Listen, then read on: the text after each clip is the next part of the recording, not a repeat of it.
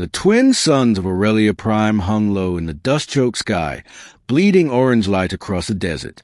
The wind carried the hum of ancient machines buried beneath the sands, remnants of a civilization that once reached for the stars, before it turned on its own. In that dying world, women were judged not by their courage, intelligence, or spirit, but by their ability to bear life. Those deemed barren were branded as failures of the seed, genetic anomalies to be erased in the name of purity. On the outskirts of the city-state Veladrin, one such woman knelt beneath a scaffold of iron.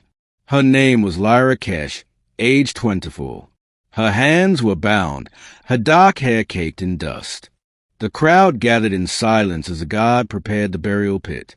By order of the Gene Tribunal, the enforcer declared, "You are condemned for sterile blood, a crime against a renewal protocol."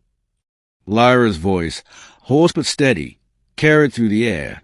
"I have harmed no one. I served the city's archives faithfully."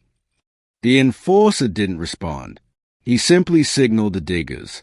The pit was filled grain by grain until only Lyra's face remained above the surface, her expression calm, defiant even as the sun blazed upon her.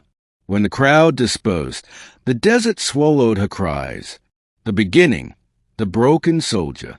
Far beyond the execution grounds, a man rode across the wastelands in a battered crawler. Commander Riven Halden, once a soldier of the same regime that buried women like Lyra. His armor, dented and scorched, bore the insignia of forgotten war, a war that had cost him everything, his comrades, his home, and the wife who died giving birth to their stillborn child. He was a ghost of a man now, wandering the ruins of old battlefield scavenging tech, barely clinging to purpose.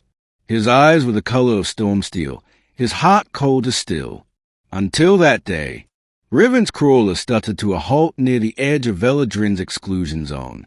He stepped out to scavenge from an abandoned surveillance post when something caught his ear, a faint, muffled sound beneath the wind. A human voice. Weak, broken. He turned toward the dunes. There, a shape, a face half buried in sand, lips cracked, eyes unfocused. Without thinking, he dropped to his knees and began to dig. Lyra gasped as air filled her lungs again. Her skin was burned from sun and sand, her body trembling with exhaustion. Riven poured his canteen over her lips, his brow furrowed. "Who did this?" he growled.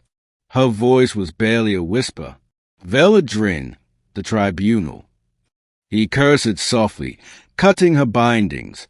"You're lucky I came this way. A few more hours, and the sun would have done their job for them." Lyra blinked, studying the stranger's scarred face. "Why save me?"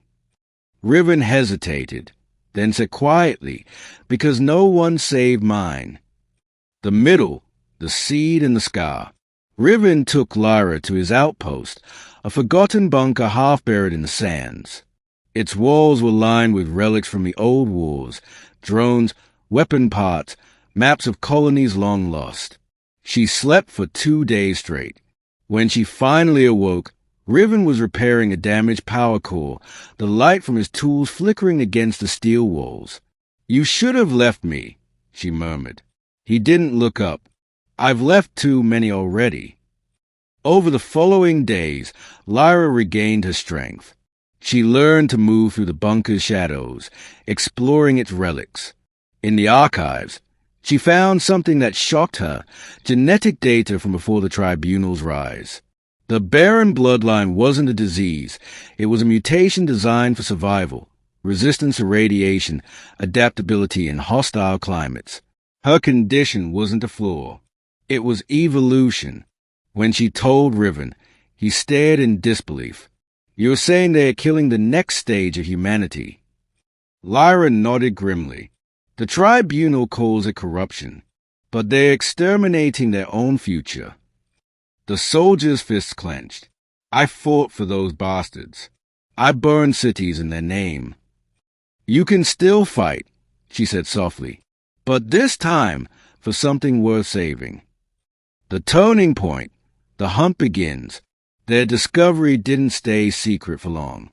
Drones from Veladrin picked up energy reading from Riven's outpost. Within hours, a strike team was dispatched. As the desert night fell, the silence broke with a shriek of engines and the glow of approaching ships. Riven armed himself, pulse rifle in hand, armor sealed. "They are coming for you," he told her. "They are coming for us," she corrected. The first blast tore through the dunes, rocking the bunker. Riven fired back through a shattered viewport, cutting down the first wave. Lyra hacked into the attacker's network using a salvage console, sending feedback loops through their drones. Sparks filled the air, smoke rising, but more ships descended. When one missile struck the bunker's entrance, Lyra was thrown back. Riven dragged her behind a wall, shielding her from debris. "We can't hold them," she shouted. Riven gritted his teeth. "We don't need to." He triggered the bunker's self-destruct failsafe, an old military protocol meant to erase classified tech. He pulled Lyra close, their eyes locking. "Ready?" She nodded once. They sprinted through a side shaft as a bunker erupted behind them, engulfing the attackers in fire. The shockwave flung them across the sand, but they lived, barely. Under the stars, their world burned. But something new had begun. The ending. The rebirth of the Baron. Weeks later, far beyond Veladrin's reach, a hidden camp emerged in the wastes of Hava. Riven and Lyra weren't alone anymore. Other survivors had come. Outcasts, refugees, women branded barren, soldiers marked traitors. Together, they built something the Tribunal had long forgotten. Hope. Lyra became their voice, decoding ancient data to help them reclaim old technologies, seed replicators, atmospheric stabilizers, genetic archives. Her mutation gave her resistance against the harsh radiation storms that swept the desert, allowing her to venture farther than anyone else. Riven became their protector, training them, teaching them how to defend themselves. In him, they saw strength. In her, vision. One night, as they watched the horizon blaze with the aurora of stormlight, Riven turned to her. "You've changed everything," he said quietly. Lyra smiled faintly. "No, we did." He shook his head. "They buried you for being barren, but you've given this world life again." She looked out across the sands, where small domes of light glowed from the settlers' tents. "Maybe that's what we were meant to do," she said. "Not birth children, but a new beginning." Riven placed his scarred hand over hers. For the first time in years, he felt something like peace.